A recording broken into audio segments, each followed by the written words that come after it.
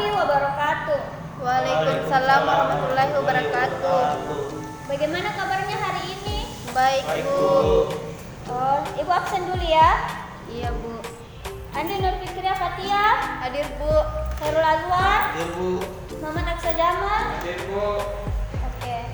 Pada pertemuan kali ini, Ibu akan memberikan materi tentang ilmu ekonomi. Ada yang tahu ilmu ekonomi itu apa? Ilmu yang mempelajari perilaku manusia, Bu. Nah, ya betul, tapi yang lebih lengkapnya adalah ilmu ekonomi adalah ilmu yang mempelajari perilaku manusia dalam memilih dan menciptakan kemakmuran. Sudah mengerti? Ya, Bu. Ya, dipahami itu ya. Ya, Bu. Kemudian ada beberapa prinsip ekonomi. Prinsip ekonomi yaitu panduan dalam kegiatan ekonomi untuk mencapai perbandingan rasional antara pengorbanan yang dikeluarkan dan hasil yang diperoleh. Prinsip ekonomi berlaku dalam 3 kegiatan ekonomi, yaitu produksi, distribusi, dan konsumsi. Oke, Ibu akan menampilkan video tentang materi ilmu ekonomi. Silahkan disimak ya. Ya, Bu. Ya, Bu. Seandainya ada uang 500 juta yang tiba-tiba kalian terima, apa yang bakal kalian lakuin? Apakah beli mobil baru, jadi modal buat bikin usaha, atau ditabung terlebih dahulu? Tentu jawabannya macam-macam, tapi yang jelas apapun pertimbangannya, pasti itu semua udah dipikirin dalam-dalam. Dan itulah pertanyaan-pertanyaan yang ada di ilmu satu ini. Tapi meskipun erat hubungannya, ilmu ini gak cuma bahas soal uang, tapi lebih besar daripada itu.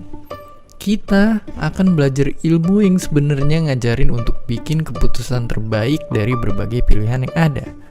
Jadi, siap-siaplah belajar ilmu yang ternyata udah ada sejak manusia ngebangun peradaban. Sebuah ilmu yang akhirnya mempengaruhi dunia dari sejarah, budaya, bahkan politiknya. Ini dia ekonomi.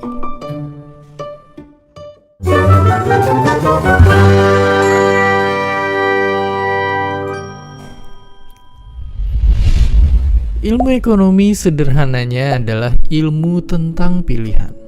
Manusia itu bawaannya selalu ingin ini, ingin itu, banyak sekali.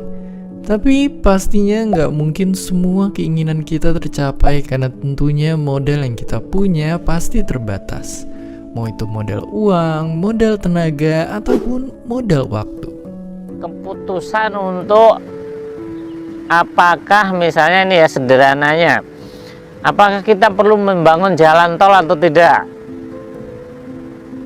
Nah, kita mikir kalau kita bangun jalan tol maka harus dihitung dulu dampak ekonominya. Misalnya ini sudah ada kemacetan, kita perlu bangun jalan tol enggak? Nah, sebelum kita bangun jalan tol kita hitung untung ruginya seperti apa. Nah, itu di dalam ekonomi juga dibahas. Mungkin yang sederhananya seperti apa? Sederhananya mungkin seperti ini.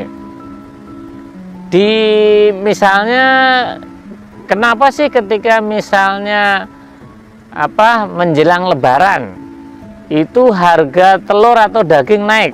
Nah, karena yang permintaannya kan banyak kan, karena orang mau lebaran banyak beli daging, beli telur. Nah, di dalam ilmu ekonomi itu dibahas, kenapa itu terjadi kenaikan? Nah, kalau terjadi kenaikan karena banyak permintaan, maka ilmu ekonomi itu akan membahas juga kenapa, bagaimana agar harga itu tidak naik. Maka kita bisa menyiapkan misalnya produksinya seperti apa, gudangnya seperti apa. Makanya ilmu ekonomi bisa kita ibaratin kayak benda ini. Karena ilmu ini ngajarin kita untuk berpikir keras apa pilihan terbaik yang bisa kita ambil biar keinginan kita tercapai sampai sepuas-puasnya. Dengan usaha sekecil-kecilnya.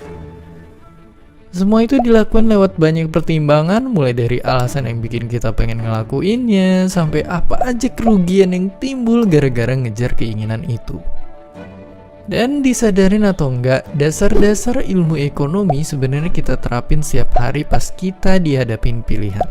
Tapi bedanya kalau udah berurusan sama benda ini, tentunya pilihan kita nggak boleh diputusin pakai perasaan aja. Supaya akurat, kita bisa pakai angka-angka dan data. Dan ini diterapin di semua kegiatan yang berhubungan sama keuangan. Gak cuma di warung, tapi juga perusahaan besar, bahkan sampai di tingkat negara. Ya, bisa kita anggap ilmu ekonomi itu penasehat kita. Tapi pastinya wujudnya bukan kulit kerang yang bisa ngejawab pertanyaan, melainkan grafik, angka, dan diagram. Ilmu ekonomi jadi alat yang bisa kita andalin untuk ngadepin pilihan-pilihan sulit tentang mengelola keuangan. Dan itu nggak cuma sekarang, tapi juga dari dulu, bahkan hingga ke masa depan. Dahulu kala, bahkan ketika uang belum ada, ekonomi lahir dari perdagangan. Maju selangkah dari sistem barter, orang-orang Mesopotamia biasa nitipin harta mereka di kuil supaya aman dan sebagai gantinya dapat surat jaminan tanda penitipan. Surat inilah yang kemudian saling dipertukarkan orang-orang dan seiring waktu pun jadi layaknya alat tukar sendiri. Alat tukar resmi pertama yang dicatat sejarah muncul di daerah bernama Babilonia, tapi bentuknya bukan uang, melainkan logam perak.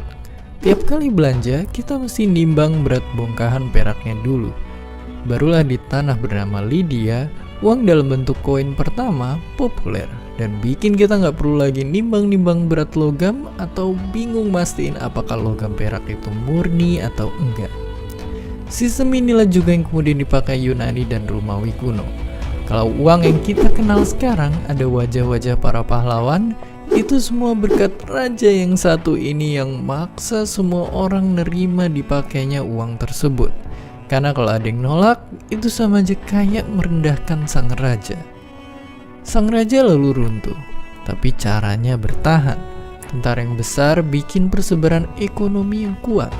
Itu pula yang bikin kerajaan Romawi berjaya karena punya pasukan tetap yang digaji dengan garam atau bahasa Latinnya salario.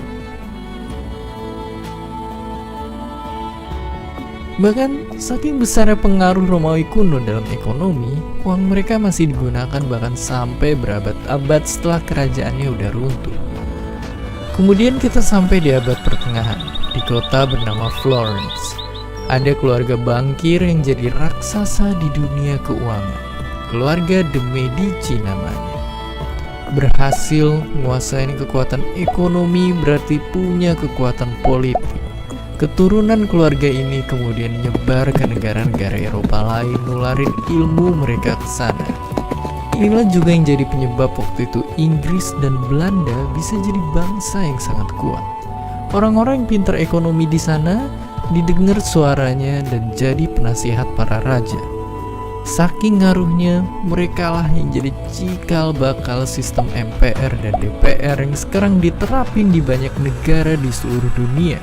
Ya, bahkan politik pun dimulai dari ekonomi. Dan akhirnya di dunia modern, pemahaman ekonomi modern yang paling terkenal pertamanya datang dari sosok bernama Adam Smith. Adam Smith itu tahun 1700-an itu dengan bukunya Wealth of Nations, intinya adalah pengen menjelaskan bahwa itu menjelaskan tentang fenomena pasar ya. Nah, di dalam ilmu ekonomi, mekanisme pasar itu adalah mekanisme yang dianggap terbaik untuk mengambil keputusan. Artinya kalau misalnya dengan sistemnya komunis, itu kan kita harus ngitung berapa orang yang butuh baju. Terus nanti negara akan bikin baju, nanti akan distribusikan. Tapi kan orang bingung. Nah, dengan sistem pasar ini, orang itu nggak perlu seperti itu. Artinya orang yang memproduksi baju ya produksi aja, orang yang pengen baju ya akan ketemu di pasar nanti. Harga itulah yang sebenarnya kita anggap invisible hand. Harga itu bisa mempertemukan antara penjual sama pembeli. Zaman dulu penyebab kemiskinan seseorang cuma ada satu kemungkinan. Ia lahir dari orang tua yang miskin. Kalau seorang ayah bekerja jadi petani, anaknya pun begitu. Akhirnya orang miskin akan tetap miskin, sementara orang kaya akan terus bertambah kaya. Dari sanalah kesenjangan terus dan terus bertambah nyata. Tapi zaman berubah Dan ada satu senjata yang bisa bikin nasib berubah. Pendidikan. Di sini, belajar ekonomi emang gak otomatis bikin kita jadi kaya. Tapi dengannya kita bisa maksimalin apa yang kita punya dan ngambil keputusan terbaik dalam hidup kita. Kalau di awal video ini kita cuma bisa memilih, ilmu ekonomi juga ngasih tahu satu hal, bahwa nilai itu bisa diciptakan lewat jasa maupun perdagangan. Dan dari sanalah kita bisa menerjang batas kelas ekonomi maupun sosial.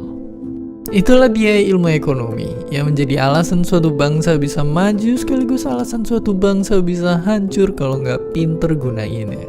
Dan setelah ini kita akan semakin perdalam pengetahuan tentang bangsa itu sendiri, tentang gimana masyarakat menjalani pemerintahan dan membangun negara, atau tentang gimana seseorang bisa mendapatkan kekuasaan. Sampai bertemu di ilmu politik.